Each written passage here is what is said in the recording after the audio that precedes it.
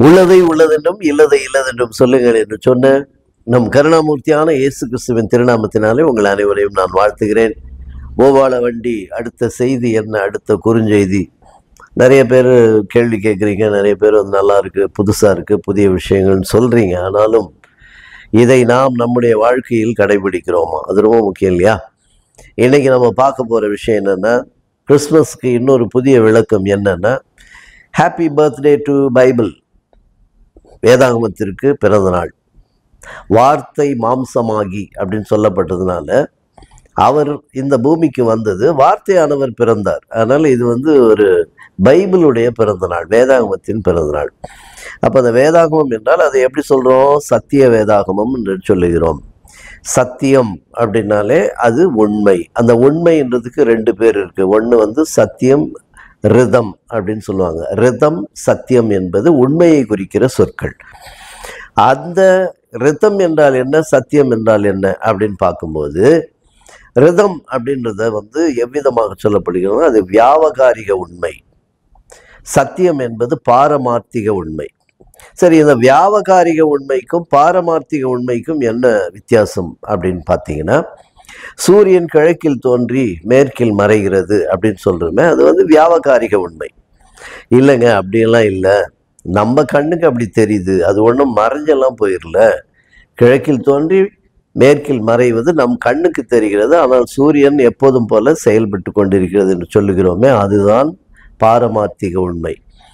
இந்த உலகத்தில் உள்ள எல்லா செயல்களும், எல்லா இயக்கங்களும் அது நடந்து கொண்டிருக்கிறதுன்றது நம்ம பார்க்குறோம். ஆனால் அது யாரால் நடக்கிறது? இது கடவுள், படைப்பாளர், சிருஷ்டிகர்த்தா ஒருவரால் தான் இது நடக்கிறது, இறைவனால் நடக்கிறது என்று நினைத்துக்கிறோமே, அது சத்தியம். நடக்கிறது நம்ம அன்றாட வாழ்க்கையில் பார்க்குறோம்.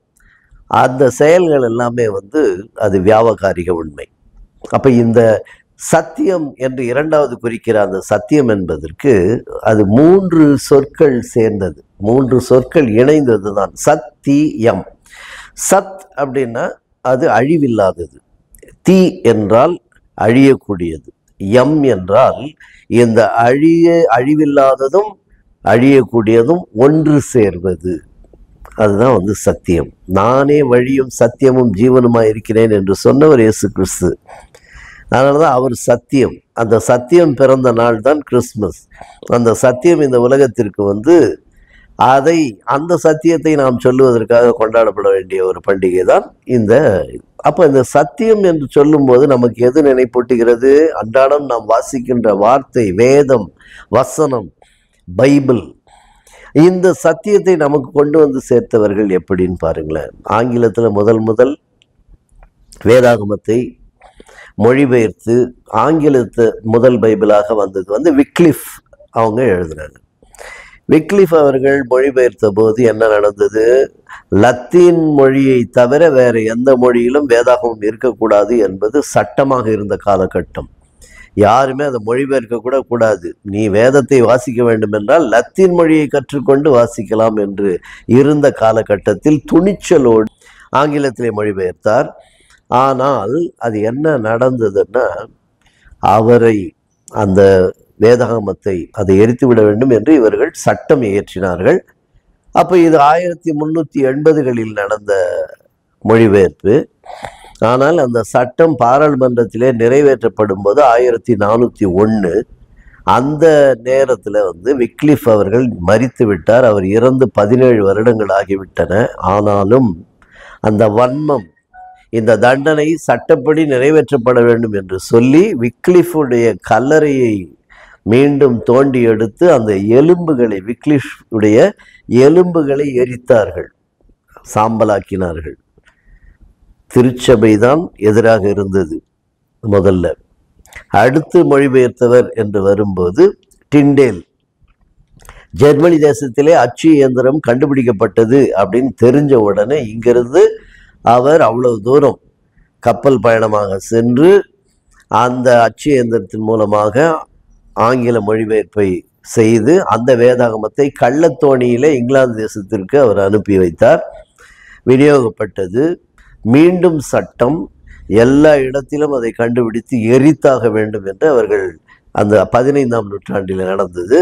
அதை எரிக்கும் போது அவரையும் விட்டுவிடவில்லை, டிண்டேல் அவர்களையும் கைது செய்து அவரையும் எரித்து கொண்டார்கள். சத்திய வசனம் நம் கைக்கு வருவதற்காக மரித்தவர்கள், இரத்த சாட்சியை மரித்தவர்கள் எல்லாம் உண்டு. அவங்களெல்லாம் மறந்துட்டோம். நம்ம ஹாப்பி கிறிஸ்மஸ்ன்னு பாடிட்டு ஜாலியாக சந்தோஷமாக கேக் சாப்பிட்றது, பிரியாணி சாப்பிட்றதுன்னு இருக்குமே, அது அல்ல கிறிஸ்மஸ். நம்ம அதை முதல்ல நம்ம புரிஞ்சுக்கணும். யோசிச்சு பாருங்களேன், எப்படியெல்லாம் அவர்கள் மரித்தார்கள், எப்படியெல்லாம் நாம் அவர்களை எழுந்தோம் என்பதை யோசிக்க வேண்டும். ஹாப்பி கிறிஸ்மஸ்ன்னு சொன்னால் கூட பரவாயில்ல, எக்ஸ்மஸ்ன்னு போடுறான், ஹாப்பி எக்ஸ்மஸ். எக்ஸ்னாலே என்ன அர்த்தம்? ஊர் பேர் தெரியாத ஒரு நபரை குறிக்கும் போது அவர் ஒரு எக்ஸுங்க அப்படின்னு சொல்லுவோம். இயேசு கிறிஸ்து எக்ஸா? அவர் அறியப்படாதவரா? உலகம் முழுவதும் அறியப்பட வேண்டிய உலக ரட்சகர். அதனால் நம்ம இனிமேல் அது மாதிரிலாம் வாட்ஸ்அப்பில் எஸ்எம்எஸ் அனுப்பாதீங்க ஹாப்பி எக்ஸ்மஸ்ன்னு. ஹாப்பி கிறிஸ்மஸ் என்று தான் வாழ்த்த வேண்டும். ஆனாலும் அவர் பிறப்பின் நோக்கத்தை கொண்டாட வேண்டியவர்களாக இருக்கின்ற நாம் இந்த கிறிஸ்மஸை கொண்டாடலாமா கூடாதா? இதை செலிப்ரேட் பண்ணலாமா கூடாதா? தொடர்ந்து பூபால வண்டி பாருங்கள், தொடர்ந்து வாங்க, அநேக செய்திகளை காணலாம். Thank you so much. God bless you all.